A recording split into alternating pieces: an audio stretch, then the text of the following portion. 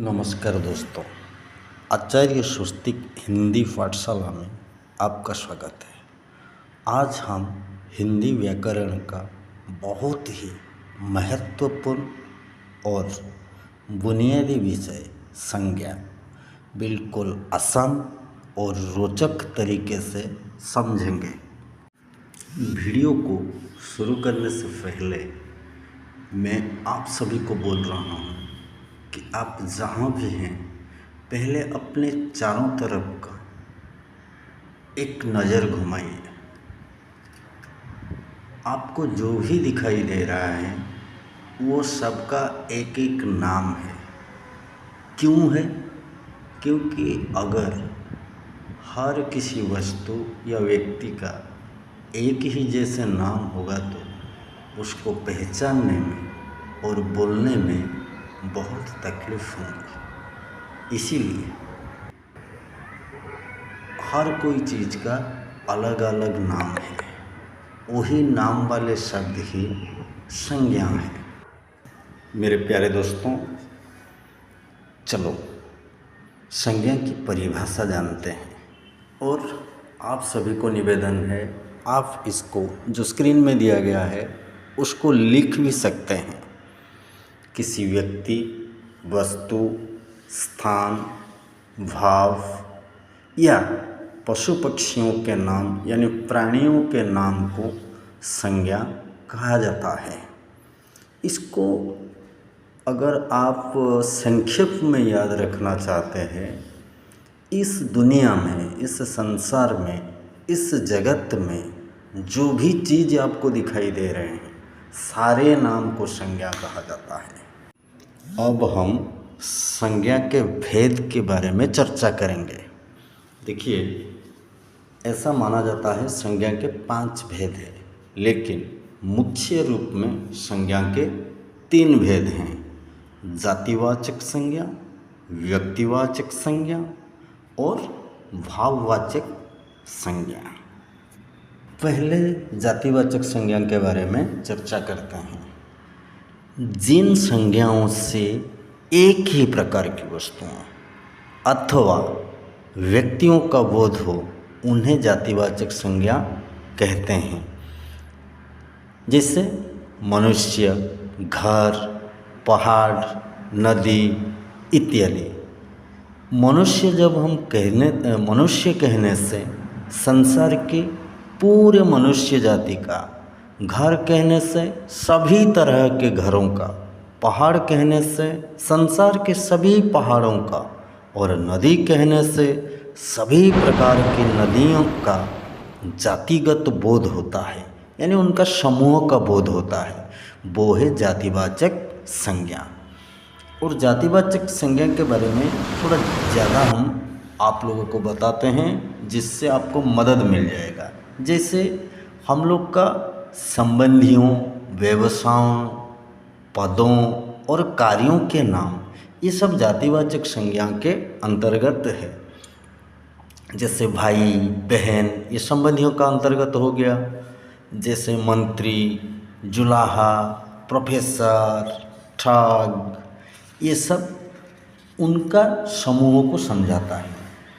पशु पक्षियों के नाम जैसे घोड़ा, गाय, कौवा, तोता, मैना, ये सब हो गया।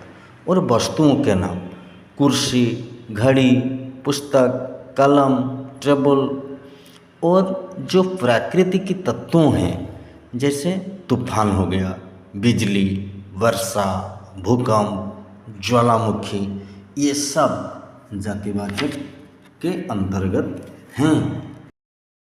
अभी व्यक्तिवाचक संज्ञा, जिस शब्द से किसी एक वस्तु यानी किसी विशेष वस्तु या विशेष व्यक्ति या विशेष स्थान का बोध हो उसे व्यक्तिवाचक संज्ञा कहते हैं। जैसे राम, गांधी जी, गंगा, काशी, हम सब का नाम भी व्यक्तिवाचक संज्ञा में आते हैं। राम, गांधी जी कहने से एक एक व्यक्ति का बोध होता है। गंगा कहने से एक ही नदी और काशी कहने से एक नगर या एक स्थान का बोध होता है। व्यक्तिवाचक संज्ञाएं जातिवाचक संज्ञाओं की तुलना में कम है। जैसे उसको ज़्यादा जानकारी देने के लिए मैं आप लोगों को बताता हूँ। जैसे व्यक्तियों के नाम श्याम हो गया, हरि, सुरेश, मोहन, कुछ भी। और दिशाओं के नाम ये भी व्यक्तिवाचक संज्ञा के अंतर्गत है। उत्तर हो गया, पश्चिम, पूर्व, दक्षिण। सारे देशों के नाम, हमारा देश का नाम क्या है? भारत। तो Bharat, Japan, America, Pakistan, Myanmar. और हमारा जो राष्ट्रीय जातियों के नाम, यानी हम जिस देश में रहते हैं तो हम उसी देश के नाम से हमारा जाति भी तय होता है। हम जैसे भारत में रहते हैं तो हम लोग भारतीय हैं, ये व्यक्तिवाचक संज्ञा। जो रूस में रहता है रूसी, अमेरिकी। उसी तरह समुद्रों के नाम, काला सागर, भूमध्य सागर, हिंद महासागर, प्रशांत महासागर। नदियों के नाम, गंगा, ब्रह्मपुत्र, वोल्गा, कृष्णा, कावेरी, सिंधु, वैतरणी, महानदी, ये सब आ जाता है। पर्वतों के नाम, हिमालय, विंध्याचल, अलकनंदा, देवमाली, ये सब विशेष पर्वत का नाम में आ जाता है और ये व्यक्तिगत संज्ञा के अंतर्गत है। नगरों या चौकों और सड़कों के नाम ये भी व्यक्तिवाचक संज्ञा के अंतर्गत आ जाएंगे। जैसे वाराणसी, भुवनेश्वर, कटक, गया, चांदनी चौक, हरिशन रोड, अशोक मार्ग, तमिलनाडु, आंध्र प्रदेश, केरला, ये सब व्यक्तिवाचक संज्ञा के अंतर्गत आ जाएंगे। पुस्तकों तथा समाचार पत्रों के नाम, जैसे Ramcharitmanas, Mahabharat, Bhagavad Gita, Bible, Quran, Rigveda, Dharmayog, Indian nation, Aryavarta, ये सब व्यक्तिवाचक संज्ञा के अंतर्गत हैं। कुछ ऐतिहासिक युद्धों और घटनाओं के नाम, जैसे पानीपत की पहली लड़ाई, ये व्यक्तिवाचक संज्ञा के अंतर्गत आएगा। सिपाही विद्रोह, अक्टूबर क्रांति। उसी तरह दिनों, महीनों के नाम, जैसे जनवरी, फरवरी, जुलाई, सोमवार, मंगलवार, बृहस्पतिवार, ये सब व्यक्तिवाचक संज्ञा के अंतर्गत है। त्योहारों या उत्सवों के नाम, होली, दिवाली, ईद, क्रिसमस, रक्षाबंधन, विजयदशमी, ये सब व्यक्तिगत संज्ञा के अंतर्गत है। मुझे लगता है ये सब उदाहरण सुनने के बाद आप व्यक्तिवाचक संज्ञा में कोई संदेह नहीं रहेगा। अभी अगला भेद, भाववाचक संज्ञा। जिस संज्ञा शब्द से व्यक्ति या वस्तु के गुण या धर्म, दशा अथवा व्यापार का बोध होता है उसे भाववाचक संज्ञा कहते हैं। जैसे लंबाई, बुढ़ापा, नम्रता, मिठास, समझ, चाल, ये सब। हर पदार्थ का धर्म होता है। पानी में शीतलता, आग में गर्मी, मनुष्य में देवत्व और पशुत्व इत्यादि का होना आवश्यक है। पदार्थ का गुण या धर्म पदार्थ से अलग नहीं रह सकता। घोड़ा है तो उसमें बल है, वेग है और आकार भी है। व्यक्तिवाचक संज्ञा की तरह भाववाचक संज्ञा से भी किसी एक ही भाव का बोध होता है। जैसे धर्म हो गया, गुण हो गया, अर्थ हो गया और उसका भाव प्राय पर्यायवाची शब्द हैं। ये सब एक दूसरे का पर्यायवाची शब्द भी हो सकते हैं। इस संज्ञा का अनुभव हमारी इंद्रियों को होता है और प्राय इनका बहुवचन नहीं होता। चलिए जानते हैं भाववाचक संज्ञाओं का निर्माण कैसे होगा। भाववाचक संज्ञाओं का निर्माण जातिवाचक संज्ञा से हो सकता है, विशेषण, क्रिया, सर्वनाम और अव्यय से। जब हम प्रत्यय लगा देते हैं वो भाववाचक संज्ञाओं में परिवर्तन हो जाता है। प्रत्यय के बारे में हम एक दूसरा वीडियो बनाएंगे, उनमें आपको प्रत्यय क्या है पूरी तरह से समझ में आ जाएगा। चलिए, एक जातिवाचक संज्ञा का उदाहरण है बूढ़ा, तो इसका भाववाचक संज्ञा क्या हो जाएगा? बुढ़ापा। लड़का, लड़कपन। मित्र, मित्रता। दास, दासत्व। पंडित, पंडिताई। और विशेषण से, जैसे एक विशेषण है गर्म, गर्मी। सर्द, सर्दी। कठोर, कठोरता। मीठा, मिठास। चतुर, चतुराई। क्रिया, क्रिया से कैसे बनता है? एक क्रिया है घबराना, घबराहट।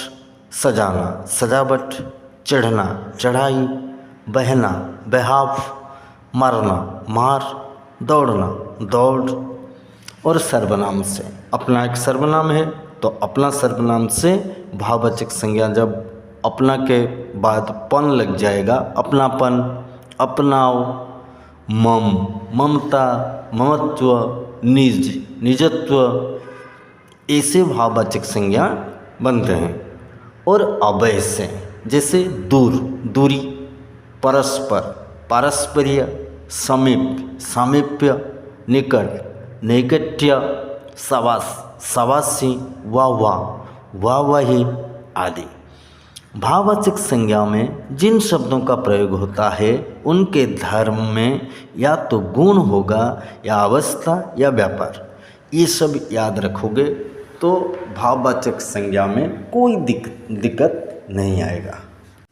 संज्ञा के भेद बताते समय मैंने बोला था कि संज्ञा के 5 भेद है, लेकिन मुख्य रूप से 3 भेद हैं। अभी जो 2 भेद के बारे में हम लोग चर्चा करेंगे वो है समूहवाचक संज्ञा और द्रव्यवाचक संज्ञा। साधारणतः ये जातिवाचक के अंतर्गत आते हैं, यानी जातिवाचक संज्ञा का 2 उपभेद बोलने से भी कोई गलती नहीं होगा। समूहवाचक संज्ञा क्या होता है? जिस संज्ञा से वस्तु अथवा व्यक्ति के समूह का बोध हो। जैसे व्यक्तियों का समूह सभा हो सकता है, दल हो सकता है, गिरोह हो सकता है।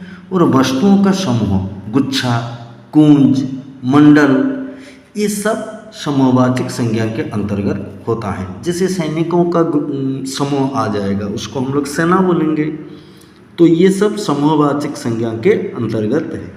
उसी तरह द्रव्यवाचक संज्ञा, जिस संज्ञा से, ये याद रखना, जिस संज्ञा से नाप तोल वाली वस्तु का बोध हो उसे द्रव्यवाचक संज्ञा कहते हैं। जैसे हो गया लोहा, सोना, चांदी, दूध, पानी, तेल, तेजाब, ये सब द्रव्यवाचक संज्ञा होते हैं। और इससे याद रखना, द्रव्यवाचक संज्ञा का बहुवचन नहीं होता। अब हम संज्ञाओं का प्रयोग कैसे उलटफेर भी हो जाया करता है, उसका जो विशेष प्रयोग, उसके बारे में अभी थोड़ा जानेंगे। व्यक्तिवाचक का जातिवाचक के रूप में कैसे प्रयोग होता है? जब कोई व्यक्तिवाचक संज्ञा किसी विशेष गुण के कारण संपूर्ण वर्ग को दर्शाती है तो वह जातिवाचक बन जाती है। जैसे देश में जयचंदों की कमी नहीं है। हमारे देश में विभीषणों के कारण नुकसान हुआ। जैसे रावण का भाई था विभीषण, वो श्री राम का पक्ष लिया, सत्य का पक्ष लिया, और लंका का जो रहस्य कैसे वहाँ पहुँचेंगे सारी जानकारियाँ दे दी। तो उसी तरह जो हमारे देश में भी ऐसे कुछ है जो देश का मतलब क्या गुप्त रहस्य दूसरों को दे देते हैं, शत्रु को आसान हो जाता है हमारे देश के बारे में जानने के लिए। तो इसी क्षेत्र में अगर हम प्रयोग करेंगे कि हमारे देश में विभीषणों के कारण नुकसान हुआ, तो यहाँ विभीषण व्यक्तिवाचक ना रहकर जातिवाचक संज्ञा हो जाता है। उसी तरह जातिवाचक का व्यक्तिवाचक के रूप में भी प्रयोग होता है। जब कोई जातिवाचक शब्द किसी एक विशेष व्यक्ति या स्थान के लिए प्रसिद्ध हो जाता है तो वो जातिवाचक संज्ञा न रहकर व्यक्तिवाचक संज्ञा हो जाता है। नेताजी ने आज़ाद हिंद फौज बनाई। यहाँ नेताजी मतलब प्रसिद्ध व्यक्ति, एक विशेष व्यक्ति जो सुभाष चंद्र बोस के लिए प्रयोग हुआ है। तो यहाँ नेताजी जातिवाचक न रहकर व्यक्तिवाचक हो जाता है। जैसे पंडित जी जवाहरलाल नेहरू को दर्शाता है, तो यहाँ वो व्यक्तिवाचक के प्रयोग में ही होता है। उसी तरह भाववाचक संज्ञा भी जातिवाचक संज्ञा के रूप में प्रयोग किया जाता है। कैसे? जब भाववाचक संज्ञा बहुवचन में बदल जाती है तो वह भाववाचक न रहकर जातिवाचक संज्ञा बन जाती है, क्योंकि भावना हमेशा एक वचन और अदृश्य जो हम दिख नहीं सकते, तो वो भाववाचक संज्ञा के अंतर्गत है। लेकिन जब ये अलग अलग प्रकार के कार्यों व्यवहारों का समूह बन जाते हैं जो दृश्य यानी विजिबल हो जाते हैं, तब वो भाववाचक संज्ञा ना रहकर जातिवाचक संज्ञा में परिवर्तन हो जाता है। जैसे बुराई, एक बुरी भावना या गुण जिसे हम छू नहीं सकते, लेकिन जब बुराइयां हो जाता है तो वो जातिवाचक संज्ञा बन जाता है। इसके द्वारा क्या होता है, समाज में फैले अलग अलग तरह की बुरी बातें या गलत काम जैसे चोरी, झूठ, दहेज प्रथा आदि समूह को दर्शा रहा है, इसीलिए ये जातिवाचक है। जैसे प्रार्थना एक वचन में है तो भाववाचक, जब प्रार्थनाएं हो जाएगा तो ये हो जाएगा जातिवाचक संज्ञा। उम्मीद है संज्ञा का यह पाठ आपको पसंद आया होगा। हिंदी व्याकरण को आसान और मज़ेदार बनाने के लिए इस चैनल को सब्सक्राइब करें, लाइक करें, कमेंट भी करें और अपने दोस्तों के साथ शेयर करें। ठीक है दोस्तों, मिलते हैं अगले पाठ में। धन्यवाद।